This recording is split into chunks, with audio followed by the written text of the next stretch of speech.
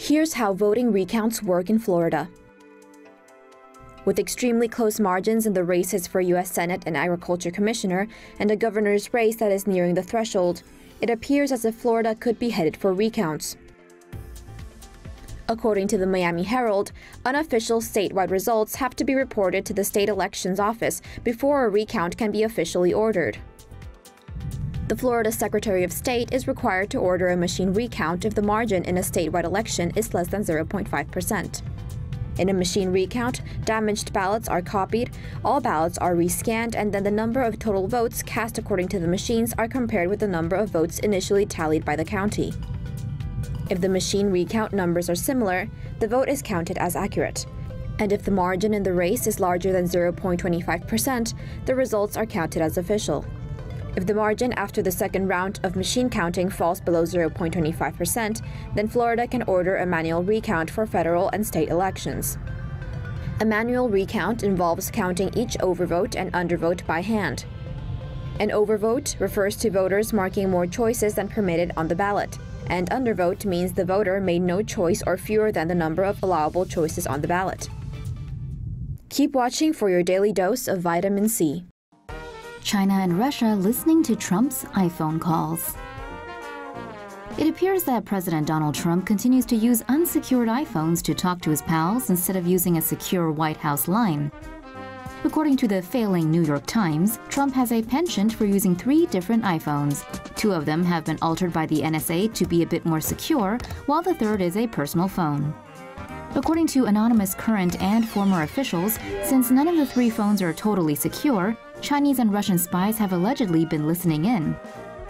It looks as if the Chinese believe that by gathering a list of Trump's personal friends, they'll somehow be able to influence the reality president's stance on things like the ongoing trade war.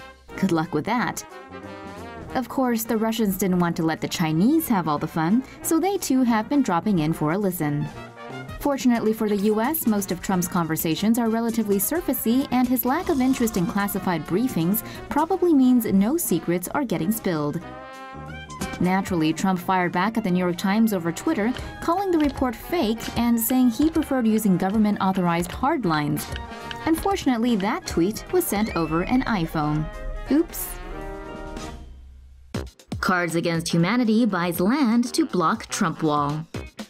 Cards Against Humanity announced that it has purchased land on the U.S.-Mexico border to obstruct Trump from building his border wall. The Chicago card game company said on its website it was part of a holiday promotion whereby you give them $15 and get 6 surprise gifts that will help save America. The company said, "We've purchased a plot of vacant land on the border and retained a law firm specializing in eminent domain to make it as time-consuming and expensive as possible for the wall to get built." It was sold out on Wednesday morning, only a few hours after the program was launched. Cards Against Humanity says it's trying to save America from injustice, lies, racism, the whole enchilada. Come on, do we really need to be saved from Mexican food?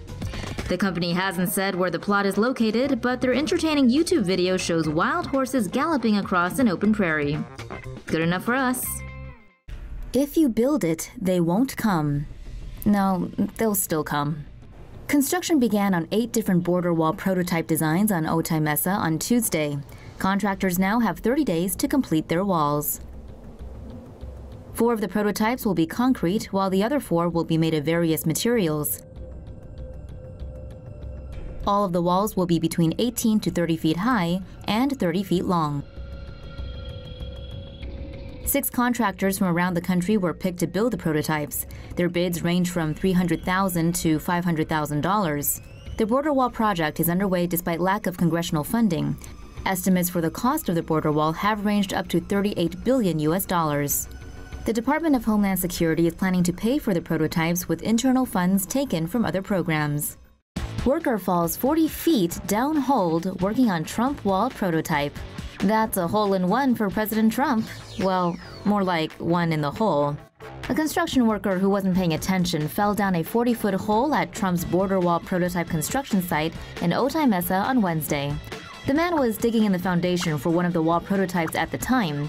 Apparently, a double layer of plywood was supposed to prevent these types of accidents from occurring. Workplace safety? Check. The worker was walking backwards and not paying attention to where he was going when he plummeted 40 feet down into the hole.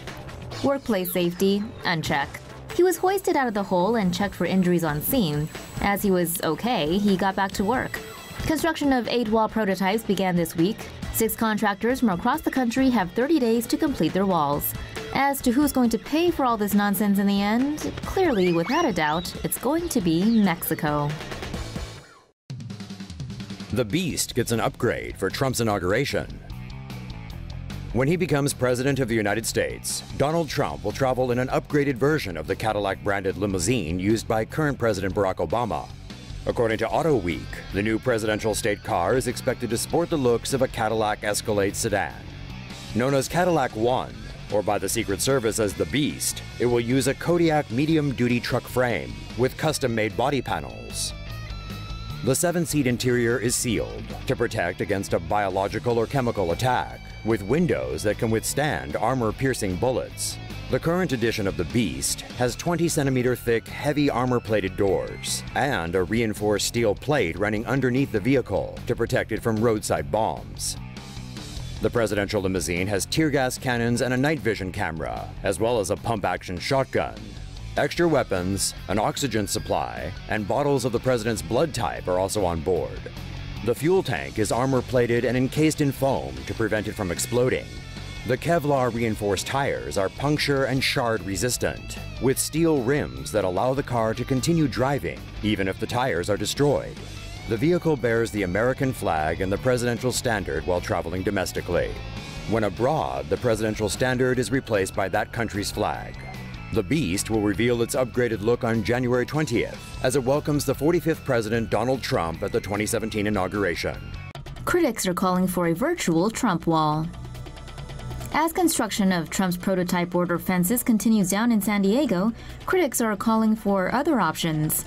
Texas Sheriff Martin Queller believes a virtual wall at the U.S.-Mexico border would be more effective than a physical wall. Queller says building an actual wall would have to overcome environmental issues and deal with the abundance of privately owned land along the border. The sheriff has been looking for $92 million in funding over 5 years for a virtual wall that uses technology and agents on the ground as an alternative to the wall. His proposed virtual wall would extend around 300 miles from Starr County to Del Rio. Cost estimates for Trump's border wall range from $21 billion to $40 billion. Trump has repeatedly promised Mexico will pay for his wall. Sure they will.